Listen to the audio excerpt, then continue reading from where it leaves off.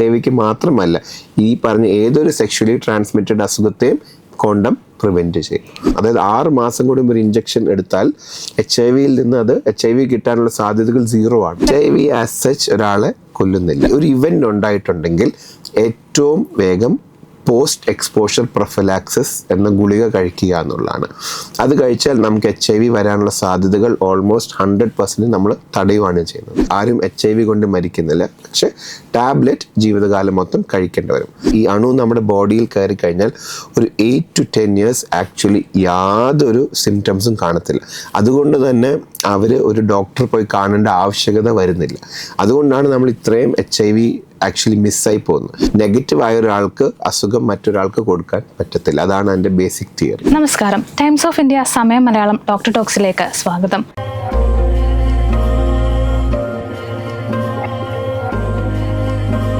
കഴിഞ്ഞ കുറച്ചു മാസങ്ങളായി കേരളത്തിലെ വാർത്താ മാധ്യമങ്ങൾ ചർച്ച ചെയ്യുന്ന ഒരു വിഷയമുണ്ട്.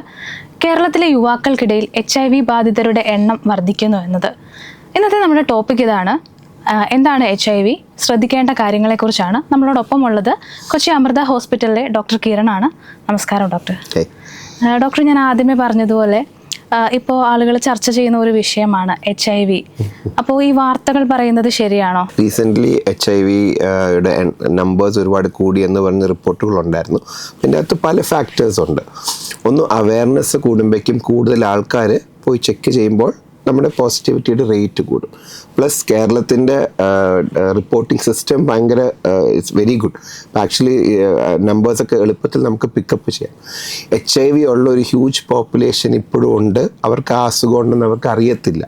അപ്പോൾ at some point of time അവരത് പോയി ചെക്ക് ചെയ്യുമ്പോഴാണ് ആ നമ്പേഴ്സ് കൂടുക. അപ്പം നമ്മൾ ചെയ്യേണ്ടത് അവയർനെസ് കൂട്ടുക എന്നുള്ളതാണ്. ആൻഡ് ആൾക്കാരോട് അവരുടെ HIV സ്റ്റാറ്റസ് പോയി ചെക്ക് ചെയ്യാൻ പറയുവാനാണ് നമ്മൾ ശ്രമിക്കേണ്ടത്. അപ്പോഴേ നമുക്ക് ആ ഒരു HIV ഉണ്ടെന്നുള്ള ഒരു പോപ്പുലേഷൻ നമുക്ക് കണ്ടുപിടിക്കാൻ പറ്റത്തുള്ളൂ. കണ്ടുപിടിച്ചാൽ മാത്രമേ നമുക്ക് ആ ട്രീറ്റ്മെൻറ്റ് സ്റ്റാർട്ട് ചെയ്യാൻ പറ്റത്തുള്ളൂ. അല്ലാതെ കോവിഡ് പോലെ ഇപ്പോൾ ഒരു എക്സ്പ്ലോഷൻ അങ്ങനെയൊന്നും it is not going to happen. എന്തുകൊണ്ടായിരിക്കും അപ്പോൾ ഇത്രയും കേസുകൾ ഇപ്പോൾ വർദ്ധിക്കുന്നത്? നമ്മുടെ കോവിഡിൻ്റെ സമയത്തൊക്കെ ഒരുപാട് ഡേറ്റിംഗ് ആപ്പുകളും ഒരുപാട് അങ്ങനത്തെ ആപ്സ് ഒരുപാട് ഇറങ്ങിയിട്ടുണ്ട്. അപ്പോൾ അതിനുശേഷം കാഷ്വൽ ആയിട്ടുള്ള സെക്ഷൽ കോണ്ടാക്റ്റും അങ്ങനെയുള്ള ഒരുപാട് ആക്ടിവിറ്റീസ് വരുന്തോറും ഇതിനുള്ള റിസ്ക് കൂടും. അപ്പം that is also A part. അതുകൊണ്ടും ഈ HIV കൂടാനുള്ളൊരു സാധ്യതയും കൂടെ ഉണ്ട്. ഇപ്പം നമ്മൾ പറയാറുണ്ട് കല്യാണം കഴിക്കുന്നതിന് മുന്നേ ഉറപ്പായിട്ടും ഡേറ്റിന് പോകണം എന്നൊക്കെ. അപ്പോൾ വേറൊരു സംഭവം എന്ന് പറഞ്ഞാൽ കല്യാണം കഴിക്കുന്നവർ HIV ടെസ്റ്റ് എടുത്തിട്ട് കല്യാണം കഴിക്കണമെന്നും പറയുന്നുണ്ട്. അപ്പം ഇത് പ്രാക്ടിക്കലാണോ? ഇതിനകത്ത് ഒരുപാട് ഫാക്ടേഴ്സ് ഉണ്ട്. ഐഡിയലി നമുക്ക് റെസ്പോൺസിബിൾ ആയിട്ടുള്ള ഒരാളാണെങ്കിൽ നമുക്ക് HIV ഉണ്ടോ ഇല്ലയോ എന്നുള്ള സ്റ്റാറ്റസ് അവർ അറിഞ്ഞിരിക്കണം. എല്ലാവരും അവർ HIV സ്റ്റാറ്റസ് അറിഞ്ഞിരിക്കണം. സോ ഒരു പുതിയൊരു ആരംഭത്തിന് മുമ്പായിട്ട് അതുണ്ടെങ്കിൽ അത് നമുക്ക് അസുഖം ഉണ്ടെങ്കിൽ നമുക്കത് ട്രീറ്റ് ചെയ്ത് ശരിയാക്കാവുന്ന കാര്യമുള്ളൂ. പക്ഷെ അതുണ്ടോ ഇല്ലയോ എന്നുള്ളത് നമുക്ക് ടെസ്റ്റ് ചെയ്യാതെ അല്ലാതെ നമുക്ക് ഒരിക്കലും ഇത് അസുഖം ഉണ്ടോ ഇല്ലയോ എന്നുള്ളത് we will not know. So responsible ആയിട്ടുള്ള കപ്പിൾസ് ആണെങ്കിൽ ഡെഫിനറ്റ്ലി ഇതിനു മുമ്പ് they have to check for it. HIV മാത്രമല്ല, അതർ സെക്ഷുവലി ട്രാൻസ്മിറ്റഡ് ഡിസീസസ് ഉണ്ട്. ഹെപ്പറ്റൈറ്റിസ് B, സിഫിലിസ്, അങ്ങനെ അതെല്ലാം ഐഡിയലി ചെക്ക് ചെയ്യണം. ഡോക്ടർ, ഇത് ഇപ്പം HIV-ന്റെ ടെസ്റ്റ് എടുക്കണം എന്നൊക്കെ പറയും. ഈ പാർട്ട്നേഴ്സിൻ്റെ ഇടയിൽ തമ്മിൽ ഇതൊരു വിശ്വാസത്തിൻ്റെ ഒരു പ്രശ്നം വരത്തില്ല? എനിക്ക് നിന്നെ വിശ്വാസം ഇല്ലാത്തത് കൊണ്ടാണ് അങ്ങനെ ഒരു ഇഷ്യൂ ഇതിൻ്റെ അകത്തുണ്ട്. ഒരു മോറൽ എലിമെൻ്റ് ഉണ്ട് ഇതിൻ്റെ അകത്ത്. ബട്ട് അസുഖം ഉണ്ടോ ഇല്ലയോ എന്നുള്ളത് അറിയണമെങ്കിൽ ടെസ്റ്റ് ചെയ്യണം. ടെസ്റ്റ് ചെയ്താലേ അസുഖം ഉണ്ടെന്ന് അറിയത്തുള്ളൂ. അസുഖം ഉണ്ടെന്ന് അറിഞ്ഞാലേ നമുക്കതിനെ ട്രീറ്റ് ചെയ്ത് എയ്ഡ്സ് എന്ന ആ സ്റ്റേജിലോട്ട് പോവാതെ നമുക്ക് നോക്കാൻ പറ്റത്തുള്ളൂ. ഈ HIV AIDS എന്ന് പറഞ്ഞ 2 ടേമാണ് നമുക്ക് പൊതുവെ അറിയാവുന്നത്. പൊതുവെ ഒരു കൺഫ്യൂഷൻ വരുന്നുണ്ട്. HIV-യും AIDS-ഉം സെയിം ആണ്. അപ്പം HIV എന്നത് ഹ്യൂമൻ ഇമ്മ്യൂണോ ഡെഫിഷ്യൻസി വൈറസ് എന്നുള്ളത്. ഇതാണ് ഈ വിഷയം ഉണ്ടാക്കുന്ന വൈറസ്. ഇത് ബോഡിയിൽ കയറി കഴിഞ്ഞാലാണ് ആ പേഷ്യൻ്റ് HIV ബാധ്യത ഉള്ളൊരു പേഷ്യൻ്റാണ്. അപ്പം HIV വരാൻ 4 രീതിയുള്ളൂ. ഒന്ന്, ഇൻഫെക്റ്റഡ് ആയിട്ടുള്ളൊരു മദറിൽ നിന്ന് കൊച്ചിലേക്ക്. രണ്ടാമത്തത് ബ്ലഡ് ട്രാൻസ്ഫ്യൂഷൻ. ഇപ്പോൾ ഒരു സർജറിക്ക് വേണ്ടി HIV ഉള്ളൊരു പേഷ്യൻ്റിൽ നിന്ന് ബ്ലഡ് എടുത്തെടുക്കുന്നു. മൂന്നാമത്തത് യൂസ്ഡ് സിറിഞ്ചസ്. അപ്പം അത് കൂടുതലും ഡ്രഗ് അബ്യൂസ് നോർത്ത് ഈസ്റ്റിലൊക്കെയാണ് കാണുന്നത്. അതായത് എനിക്ക് HIV ഉണ്ടെങ്കിൽ ഞാൻ ഉപയോഗിച്ച സെയിം സിറിഞ്ച് മറ്റൊരാൾ ഉപയോഗിച്ചാൽ HIV കിട്ടും. നാലാമത്തത് അൺപ്രൊട്ടക്റ്റഡ് ആയിട്ടുള്ളൊരു സെക്ഷൽ എൻകൗണ്ടർ. സോ ഈ വൈറസ് ബോഡിയിൽ കയറി കഴിഞ്ഞാൽ ആ പേഷ്യൻ്റ് HIV ഇൻഫെക്റ്റഡ് ആണ്. ഇതെന്ത് ചെയ്യുമെന്ന് വെച്ചാൽ നമ്മുടെ പ്രതിരോധ ശേഷിയെ നശിപ്പിക്കുക ചെയ്യും. നമുക്ക് CD4 സെല്ലുകളുണ്ട്. സാധാരണ 500ൻ്റെ മേളിലാണ് ആ CD4 സെല്ല് വരിക. ഈ വൈറസ് ചെന്ന് ഈ CD4 സെല്ലിനെ പതുക്കെ നശിപ്പിക്കും. നശിപ്പിച്ച് യൂഷ്വലി അതൊരു 8 to 10 years എടുക്കും. ആ CD4 സെൽ കുറഞ്ഞ് 200ൻ്റെ അടിയിലോട്ട് വരും. അപ്പോൾ അതുവരെ നമ്മുടെ ബോഡിക്ക് ബാക്കിയുള്ള ഇൻഫെക്ഷൻസിനെയൊക്കെ തടയാൻ പറ്റും. പക്ഷേ 200ൻ്റെ അടിയിലോട്ട് വന്നു കഴിഞ്ഞാൽ പിന്നെ ബോഡിക്ക് പ്രൊട്ടക്ഷൻ ഇല്ല. അപ്പോൾ basically fungal infection, bacterial infection, tuberculosis, അങ്ങനെ ഒരുപാട് ഓപ്പർച്യൂണിസ്റ്റിക് ഇൻഫെക്ഷൻ, അതായത് നോർമൽ ഇമ്മ്യൂണിറ്റി ഒരാൾക്ക് വരാതെ ഇമ്മ്യൂണിറ്റി കുറവുള്ള ആൾക്കാർക്ക് വരുന്ന ഇൻഫെക്ഷൻസാണ് ഓപ്പർച്യൂണിസ്റ്റിക് ഇൻഫെക്ഷൻ. സോ HIV ഉള്ളൊരു പേഷ്യൻ്റ് ട്രീറ്റ്മെൻറ്റ് എടുക്കാതെ യൂഷ്വലി ഒരു 8 to 9 years കഴിയുമ്പോൾ CD4 200ൻ്റെ അടിയിലോട്ട് വരികയും ഇങ്ങനെ ലൈഫ് ത്രെട്ടനിങ് ആയിട്ടുള്ള ഓപ്പർച്യൂണിസ്റ്റിക് ഇൻഫെക്ഷൻസ് ഉള്ള ആ ഒരു സ്റ്റേറ്റിനെയാണ് നമ്മൾ എയ്ഡ്സ് എന്ന് പറയുന്നത്. സോ HIV ഉള്ള എല്ലാവർക്കും എയ്ഡ്സ് ഇല്ല. എയ്ഡ്സ് എന്ന് വെച്ചാൽ HIV ഉള്ള ആള് ട്രീറ്റ്മെൻറ്റ് എടുക്കാതിരുന്ന് CD4 200ൻ്റെ അടിയിലോട്ട് വരികയും ലൈഫ് ത്രെട്ടനിങ് ആയിട്ടുള്ള ഓപ്പർച്യൂണിസ്റ്റിക് ഇൻഫെക്ഷൻ വരുന്ന ആ ഒരു അവസാനത്തെ സ്റ്റേജാണ് എയ്ഡ്സ് എന്ന് നമ്മൾ വിളിക്കുന്നത്. ഇപ്പൊ കേൾക്കുന്നില്ല, പക്ഷെ ഇതിന് മുന്നേ കുറച്ച് കാലങ്ങളിൽ ഇങ്ങനെ കേൾക്കുമായിരുന്നു. നമ്മൾ ഉത്സവത്തിന് പോകുമ്പോഴാണെങ്കിലും തിരക്കുള്ള ബസ്സിൽ പോകുമ്പോഴാണെങ്കിലും. അതുപോലെ റീസെന്റ് ആയിട്ടൊരു വാർത്ത ഉണ്ടായിരുന്നു, നോർത്തിലെവിടെയോ ആണെന്ന് തോന്നുന്നു, ഒരു സ്ത്രീക്ക് പ്രതികാരം ചെയ്തതാണ് HIV ഇൻഫെക്റ്റഡ് ആയിട്ടുള്ള ആളുടെ ബ്ലഡ് കുത്തിവെച്ചിട്ട്. അപ്പം അങ്ങനെ ചെയ്യുന്ന ആളുകളുണ്ടോ? ഞാൻ നേരത്തെ പറഞ്ഞ പോലെ നമ്മുടെ ഒരു ബ്ലഡ് ട്രാൻസ്ഫ്യൂഷനിൽ നിന്ന് അല്ലെങ്കിൽ ഉപയോഗിച്ച സിറിഞ്ചിൽ നിന്ന് ഉപയോഗിച്ചാൽ അത് ബേസിക്കലി HIV ഉള്ളൊരു പേഷ്യൻ്റെ ബ്ലഡ് നമ്മുടെ ബോഡിയുടെ അകത്തോട്ട് ചെന്നാൽ ഇത് വരും. അപ്പം ഈ ഉത്സവകാലങ്ങളിലും ഇതൊക്കെ പ്രാക്ടിക്കലി, അതായത് തിയററ്റിക്കലി ഇത് നടക്കാവുന്ന കാര്യമേ ഉള്ളൂ. അതായത് HIV ഉള്ളൊരു പേഷ്യൻ്റെ ബ്ലഡ് ഇപ്പോൾ സൂചി എടുത്തിട്ട് നമ്മൾ വന്ന് കുത്തിക്കഴിഞ്ഞാൽ HIV വരാനുള്ള സാധ്യതകൾ ഉണ്ട്. അപ്പം അതിന് എതിരെ എന്തെങ്കിലും കൗൺസിലിങ്ങോ അങ്ങനെ എന്തെങ്കിലും ചെയ്താൽ ഇത് മാറ്റാൻ പറ്റുമോ? അതായത് ഇവർക്കൊരു അവയർനെസ് കൊടുക്കാം. അവർക്ക് ബേസിക്കലി ഡെഫിനറ്റ്ലി അവയർനെസ് കൊടുത്താൽ ഇതിൻ്റെ ഒരളവ് കുറച്ചധികം കുറയും നമുക്ക്. ബട്ട് അതല്ലാതെ അതൊരു പേഴ്സണൽ ഇതാണ്. ഇപ്പോൾ ചിലവരുണ്ട് സാഡിസ്റ്റിക് ആയിട്ടുള്ള ആൾക്കാരൊക്കെ ആണെങ്കിൽ അത് മാക്സിമം ആൾക്കാർക്ക് കൊടുക്കുക എന്നുള്ളൊരു ഇതായിരിക്കും അവർ. അപ്പോൾ ദാറ്റ് എനിക്കറിയില്ല നമുക്ക് എന്ത് ചെയ്യാൻ പറ്റും എന്നുള്ളത്. നമുക്കിതിൻ്റെ ടെസ്റ്റും മറ്റു കാര്യങ്ങളിലേക്ക് വരാം. ഈ HIV കണ്ടുപിടിക്കുന്നത് എങ്ങനെയാണ്? ടെസ്റ്റിലൂടെയാണോ അതോ അല്ലാതെ നമ്മൾ എന്തെങ്കിലും ബ്ലഡ് ടെസ്റ്റ് എടുക്കുമ്പോൾ അറിയാൻ പറ്റുമോ? HIV ടെസ്റ്റിലൂടെ മാത്രമേ നമുക്ക് കണ്ടുപിടിക്കാം. ഒരിക്കലും നമ്മുടെ സിംറ്റംസോ വിഷയങ്ങൾ നോക്കി നമുക്ക് HIV ഉണ്ടെന്ന് പറയാൻ പറ്റും. യൂഷ്വലി ഞാൻ പറഞ്ഞ പോലെ ഈ അണു നമ്മുടെ ബോഡിയിൽ കയറി കഴിഞ്ഞാൽ ഒരു 8 to 10 years ആക്ച്വലി യാതൊരു സിംറ്റംസും കാണത്തില്ല. അതുകൊണ്ട് തന്നെ അവർ ഒരു ഡോക്ടറെ പോയി കാണേണ്ട ആവശ്യകത വരുന്നില്ല. അതുകൊണ്ടാണ് നമ്മൾ ഇത്രയും HIV ആക്ച്വലി മിസ്സായി പോകുന്നത്. സോ ഇപ്പോൾ ആക്ച്വലി ഒരുപാട് ആൾക്കാർക്ക് HIV ഉണ്ട്, അവർക്ക് അറിയത്ത് പോലും ഇല്ല. അവർ വേറെ ഏതെങ്കിലും ഒരു ആവശ്യത്തിനായിട്ട് ഒരു ഹോസ്പിറ്റലിൽ പോകുന്നു, ഒരു റുട്ടീൻ ബ്ലഡ് ചെക്കപ്പ് ചെയ്യുന്നു, അല്ലെങ്കിൽ അവർക്കൊരു സർജറി ഉണ്ട്, അങ്ങനെയൊക്കെ ചെക്ക് ചെയ്യുമ്പോഴായിരിക്കും അവർക്ക് HIV ഉണ്ടെന്നുള്ളത് അവർ അറിയുക.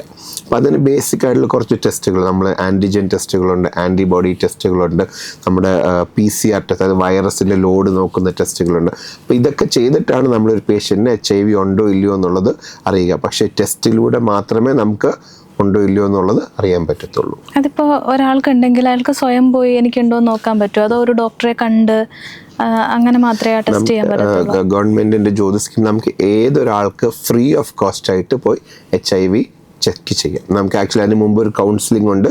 ചെക്ക് ചെയ്ത് കഴിഞ്ഞിട്ടും നമുക്ക് അതിന് കൗൺസിലിംഗ് ഉണ്ട്. ഫ്രീ ഓഫ് കോസ്റ്റ് ആയിട്ട് ചെയ്തു കൊടുക്കും.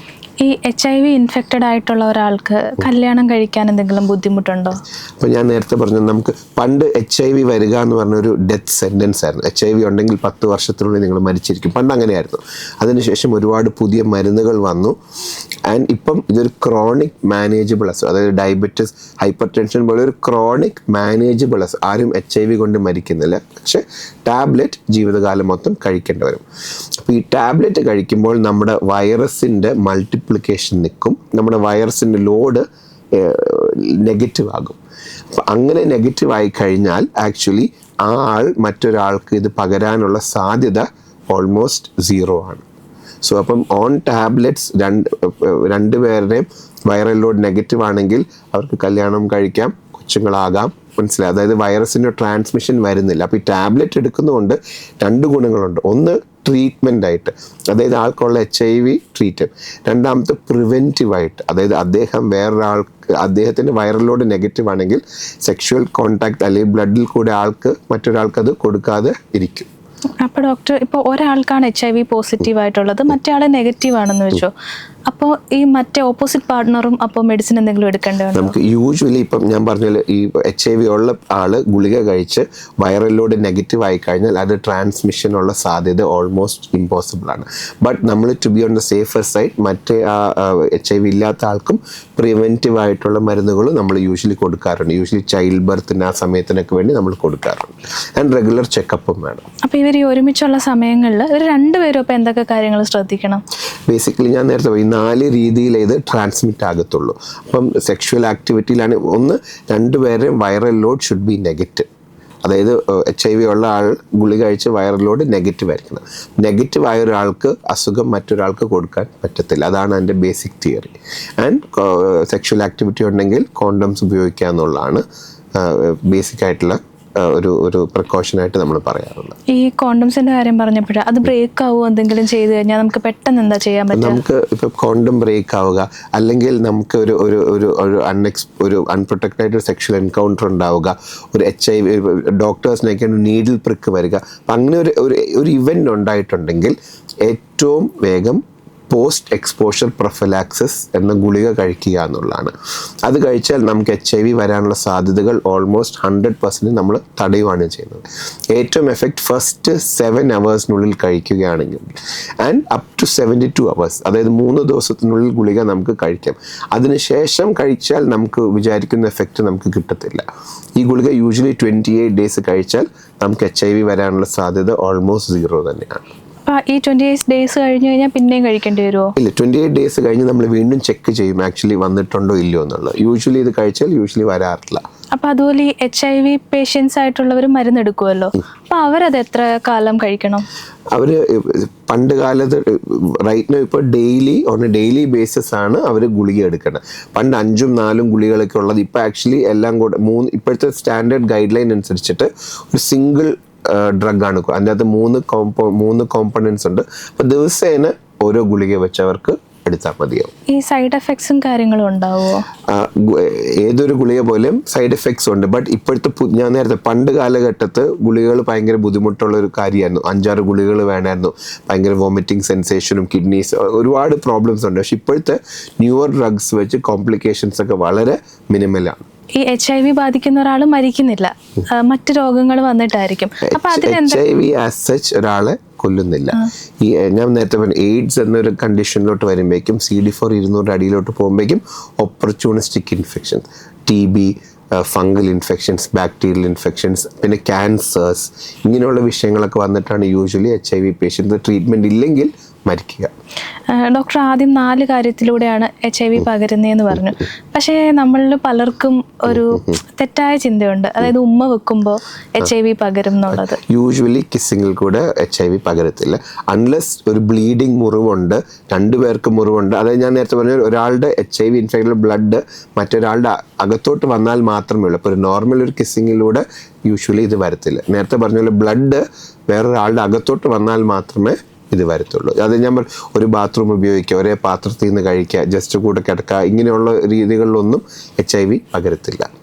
അപ്പം അതുപോലെ വേറൊരു സംശയമാണ്, ഈ മാളുകളിലാണെങ്കിലും വലിയ ഷോപ്പിംഗ് സെന്ററിലൊക്കെ ആണെങ്കിലും ഈ ലിപ്സ്റ്റിക്ക്, മേക്കപ്പ് പ്രോഡക്ട്സ് ഒക്കെ ടെസ്റ്റിന് വെക്കും. അതുപോലെ ഇപ്പം നമ്മൾ ഹോസ്റ്റലിലാണെങ്കിലും ഈ ഷെയ്ഡ് കൊള്ളാമല്ലോ, ഇത് ഞാൻ യൂസ് ചെയ്തോട്ടെ എന്ന് പറഞ്ഞ് ഇപ്പം കൂടുതലായിട്ട് ആളുകൾ ഉപയോഗിക്കുന്നുണ്ട്. അങ്ങനെ വരുമ്പോഴും ഇതിനെന്തെങ്കിലും സാധ്യതയുണ്ട്? യൂഷ്വലി നേരത്തെ പറഞ്ഞ പോലെ ബ്ലഡ് അകത്ത് ചെല്ലണം. അപ്പം ഒരു മുറിവൊക്കെ ഉണ്ടെങ്കിൽ തിയററ്റിക്കലി യൂഷ്വലി അങ്ങനെ വരേണ്ട കാര്യമില്ല. അപ്പോൾ ഏറ്റവും ലോവസ്റ്റ് റിസ്ക്കേ ഉള്ളൂ ഇങ്ങനെ ഈ ലിപ്സ്റ്റിക്കിൽ നിന്ന്. യൂഷ്വലി അങ്ങനെയൊന്നും വരാറില്ല, പേടിക്കേണ്ട കാര്യമില്ല. ഈ കൊതുക് കടിച്ചാലോ? ഇല്ല, കൊതുക് കടിച്ചാൽ വരത്തില്ല. അപ്പൊ അത് ഈ ബ്ലഡ് അല്ലേ? ബ്ലഡ് ആണ്, എന്നാലും പക്ഷെ അങ്ങനെയല്ല അത് വർക്ക് ചെയ്യുന്നത്. ഈ HIV ഉള്ള ആൾക്ക് കുട്ടികൾ ഉണ്ടായി കഴിഞ്ഞാൽ അവർക്ക് ആ കുട്ടികൾക്ക് ഇത് പോസിറ്റീവ് ആകാൻ ചാൻസ് ഉണ്ടോ? ഞാൻ നേരത്തെ പറഞ്ഞു നമുക്ക് HIV ഉള്ള ആളുകൾ ഗുളിക കഴിച്ച, അപ്പം മദറിനും ഹസ്ബൻഡിനും വൈഫിനും ഉണ്ടെങ്കിൽ 2 പേരും HIV ഗുളിക കഴിച്ച് അവർ വൈറൽ ലോഡ് നെഗറ്റീവ് ആയി കഴിഞ്ഞാൽ ട്രാൻസ്മിഷനുള്ള സാധ്യത 0 ആണ്. അങ്ങനെയുള്ളവർക്ക് കൊച്ചുങ്ങളുണ്ടാകുമ്പോൾ അവർക്ക് HIV വരത്തില്ല. അല്ല, ഇതിപ്പം രണ്ടുപേർക്കും ഉണ്ടെങ്കിലല്ല, ഇപ്പൊ അച്ഛനാണ് പോസിറ്റീവ്, അമ്മ നെഗറ്റീവ് ആണെങ്കിൽ ചാൻസ് എന്നിരുന്നാൽ പോലും ഞാൻ പറഞ്ഞല്ലോ, നമുക്ക് ഗുളികകൾ വെച്ച് വൈറൽ ലോഡൊക്കെ നെഗറ്റീവ് ആണെങ്കിൽ ഇത് പ്രോബ്ലംസ് വരാതിരിക്കാനുള്ള ഇതുണ്ട് ഇപ്പോൾ ഉണ്ടല്ലേ. അപ്പൊ ഈ മുലപ്പാലിലൂടെ ഒന്നും കുട്ടിക്ക് പകരില്ല? അമ്മ ഇൻഫെക്റ്റഡ് ആണെങ്കിൽ ആ സമയത്ത് അത് സ്റ്റോപ്പ് ചെയ്യാനുള്ള ഗുളികകളും നമുക്കുണ്ട്. HIV ഡ്രഗ്സ് ഇപ്പോൾ ഉണ്ട്, മാക്സിമം ഈ ബ്രസ്റ്റ് ഫീഡിങ്ങിൽ കൂടിയുള്ള HIV ട്രാൻസ്മിഷൻ തടയാനായിട്ടുള്ളത്.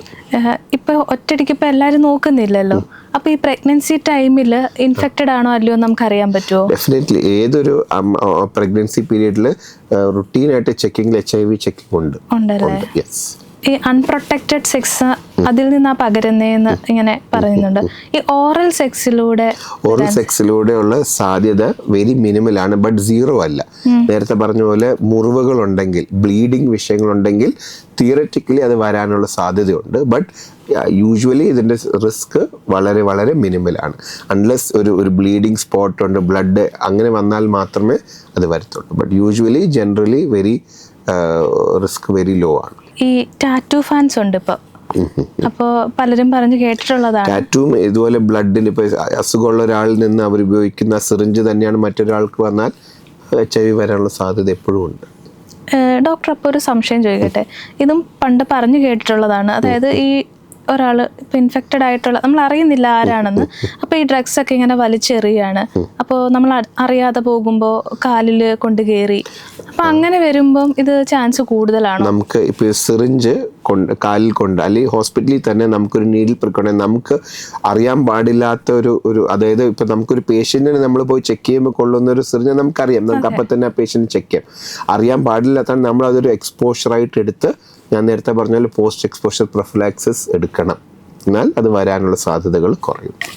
ആൻഡ് ഇപ്പോൾ ന്യൂവർ വാക്സിൻസ് ഒക്കെ വന്നിട്ടുണ്ട്.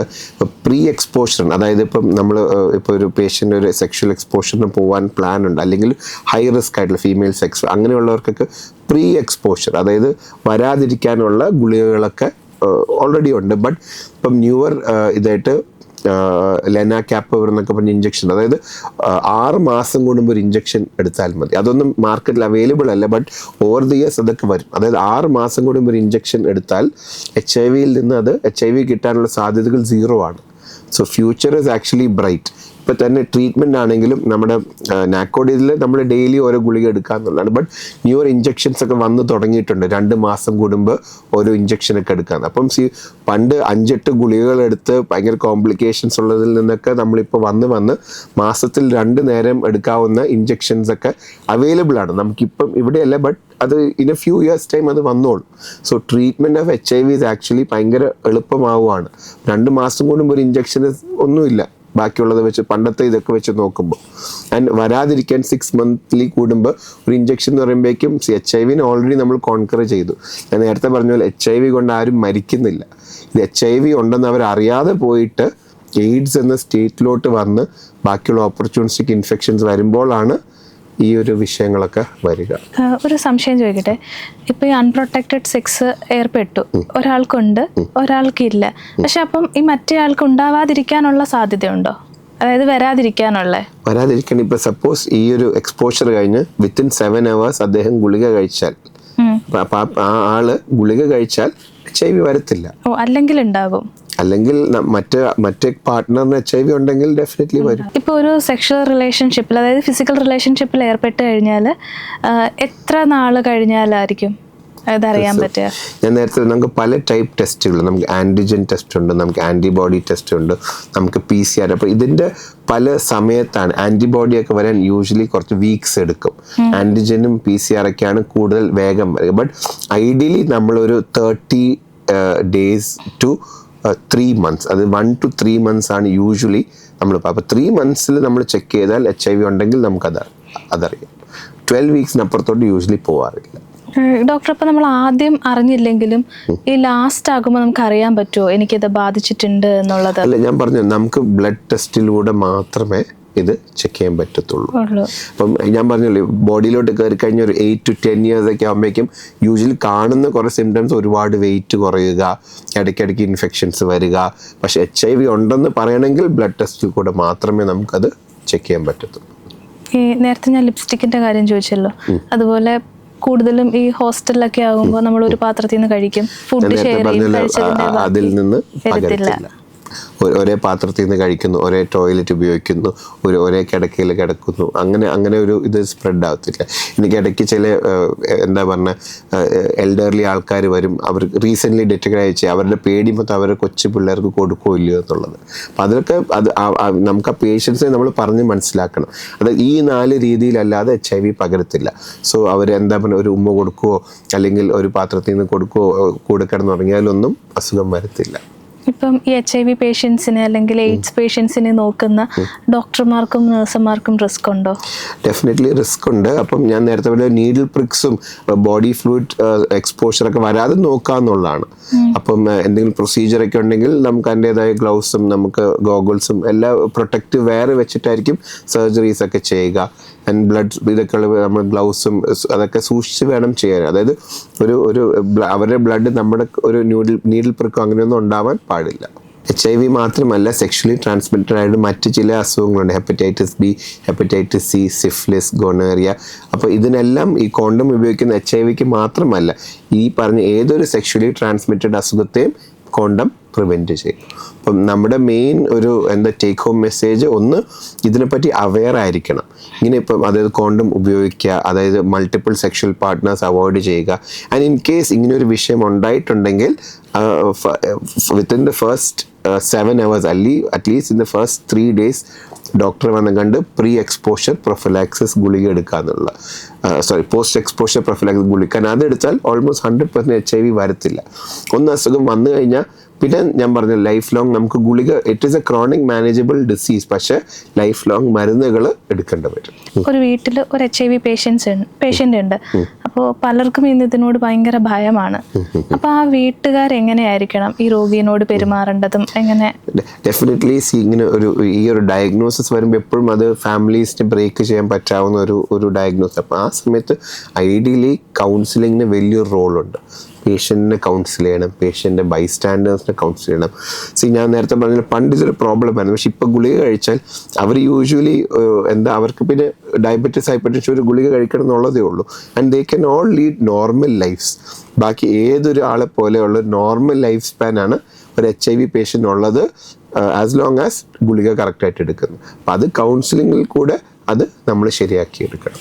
അപ്പോൾ ഇവർക്ക് ഇതിനെ തടയാനായിട്ട്, ഇപ്പം രോഗിയാണെങ്കിൽ തടയാനായിട്ട് എന്തെങ്കിലും ഭക്ഷണത്തിലൂടെ നമുക്ക് സാധിക്കുമോ? അതായത് കുറച്ചുകൂടി ഇമ്മ്യൂണിറ്റി വർദ്ധിപ്പിക്കാൻ? ഇല്ല, ഇമ്മ്യൂണിറ്റി ഒരു നോൺ മെഷറബിൾ ഫാക്ടറാണ്. പിന്നെ ഇന്ന ഭക്ഷണം കഴിച്ചുകൊണ്ട് ഇത് അങ്ങനെയല്ല. ഇപ്പോൾ ജനറൽ ആയിട്ടുള്ള ഹെൽത്ത് എല്ലാം നോക്കുക, പ്രോപ്പറായിട്ടുള്ള ഫുഡ് കഴിക്കുക, എക്സസൈസ് ചെയ്യുക, സ്ട്രെസ് കുറയ്ക്കുക, നല്ല സ്ലീപ്പ്, അങ്ങനെ ജനറൽ മെഷേഴ്സ് അല്ലാതെ ഇന്നൊരു ഫുഡിൽ നിന്ന് അങ്ങനെ നമുക്കിതിന് തടയാനോ അല്ലെങ്കിൽ ഹെൽപ്പ് ചെയ്യാൻ പറ്റത്തില്ല. ഗുളിക മുടങ്ങാതിരിക്കുക എന്നുള്ളതാണ് എൻ്റെ നമ്പർ 1 റൂൾ. ഇപ്പോൾ ഡോക്ടർ കുറേ പേഷ്യൻസിനെ നോക്കിയിട്ടുണ്ടാവും. അപ്പോൾ ഡോക്ടറിൻ്റെ അടുത്ത് വന്നിട്ടുള്ള, അതായത് ഡോക്ടറിന് ഭയങ്കര വിഷമം ഉണ്ടായിട്ടുള്ള അനുഭവങ്ങൾ എന്തെങ്കിലും ഉണ്ടോ? അല്ല, ഞാൻ നേരത്തെ പറഞ്ഞ പോലെ ഫാമിലീസിനെ ബ്രേക്ക് ചെയ്യുന്ന ഒരു ഡയഗ്നോസിസ് ആണിത്. അപ്പം കൗൺസിലിംഗ് ഇല്ലെങ്കിൽ സൂയിസൈഡൽ വിഷയങ്ങളും അങ്ങനെയൊക്കെ ഉണ്ടായിട്ടുണ്ട്. അപ്പോൾ അത് definitely counselling is a big, കൗൺസിലിംഗിന് വലിയൊരു റോളുണ്ട് ഇതിൻ്റെ അകത്ത്. ശരിക്കും HIV ഉണ്ടെന്ന് പറഞ്ഞ് ഒരാൾ ആത്മഹത്യ ചെയ്യേണ്ട കാര്യമുണ്ടോ? അതിനകത്ത് ഒരുപാട് ഫാക്ടേഴ്സ് ഉണ്ട്. അപ്പം അവരുടെ ഫാമിലി തന്നെ അവരുടെ കാഴ്ചപ്പാടുകൾ വ്യത്യാസം വരും. അപ്പം അത് എന്താ പറഞ്ഞാൽ അതൊരു എന്തൊക്കെ പറഞ്ഞാലും ഒരു മോറൽ ഒരു ഇഷ്യൂ ഇപ്പോഴും നമ്മുടെ നാട്ടിലുണ്ട്. ബട്ട് അതൊക്കെ ഞാൻ പറഞ്ഞു കൗൺസിലിങ്ങിലൂടെ അതൊക്കെ ശരിയാക്കി എടുക്കേണ്ടതാണ്.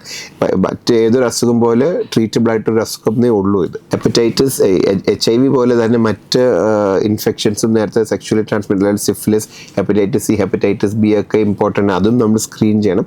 ഹെപ്പറ്റൈറ്റിസ് B ആണെങ്കിലും ഭയങ്കര ഇമ്പോർട്ടൻ്റ് ആണ്. കാരണം ഒന്ന് ഹെപ്പറ്റൈറ്റിസ് B ഇൻഫെക്ഷൻ വന്നാൽ അതും HIV പോലെ ലൈഫ് ലോങ് ആയിട്ട് നിൽക്കുന്ന ഒരു ഇൻഫെക്ഷനാണ്. ലൈഫ് ലോങ് ആയിട്ട് നിന്നാൽ അത് നമ്മുടെ ലിവറിനെ ബാധിച്ചിട്ട് ക്രോണിക് ലിവർ ഡിസീസ് സിറോസിസിലോട്ട് പോവുകയാണ് ചെയ്യുന്നത്. അപ്പം അതിനും ഇതുപോലെ ട്രീറ്റ്മെൻ്റ് ഉണ്ട്. നമ്മുടെ വൈറലോട് എത്രയും നോക്കി അതിൻ്റെ വൈറസിൻ്റെ മൾട്ടിപ്ലിക്കേഷൻ നിർത്താനായിട്ടുള്ള ഗുളികകൾ നമുക്ക് കഴിക്കണം. അപ്പോൾ എന്തെങ്കിലും ഒരു ഡൗട്ട് ഉണ്ടെങ്കിൽ കൃത്യമായ ഒരു ഡോക്ടറെ കാണണം. ഓ യെസ്, ഡെഫിനറ്റ്ലി. ആൻഡ് ഞാൻ നേരത്തെ പറഞ്ഞ ഒരു എക്സ്പോഷർ ഉണ്ടായിട്ടുണ്ടെങ്കിൽ എത്രയും വേഗം കണ്ട് ആ പോസ്റ്റ് എക്സ്പോഷർ പ്രൊഫിലാക്സിസ് കഴിക്കുക എന്നുള്ളത്. അതായത് അസുഖം, prevention is better than cure. അതായത് അസുഖം വരാതെ നോക്കുക എന്നുള്ള, അസുഖം വന്നിട്ട് പിന്നെ ട്രീറ്റ് ചെയ്യുക എന്നുള്ളതല്ല നമുക്ക് ചെയ്യേണ്ടത്. ഏറ്റവും വിത്തിൻ 3 days അല്ലെങ്കിൽ ഏറ്റവും ബെസ്റ്റ് വിത്തിൻ 7 hours ഗുളിക സ്റ്റാർട്ട് ചെയ്യുക എന്നുള്ളതാണ് മെയിൻ ഒരു പോയിന്റ്.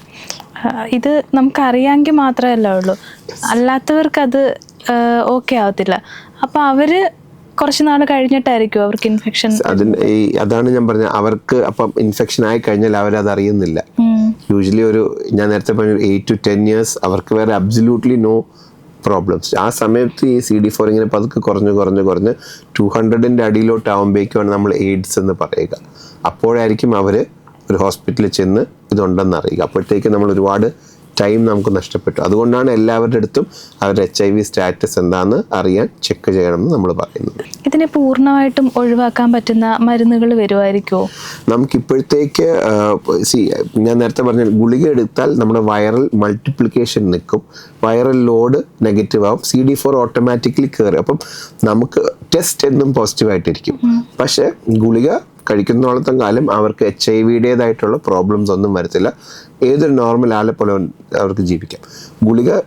ഗുളിക നിർത്തിക്കഴിഞ്ഞാൽ വൈറസിൻ്റെ മൾട്ടിപ്ലിക്കേഷൻ വീണ്ടും കൂടും, CD4 കുറയും, ഓപ്പർച്യൂണിസ്റ്റിക് ഇൻഫെക്ഷൻസ് വരും, എയ്ഡ്സിലോട്ട് പോകും.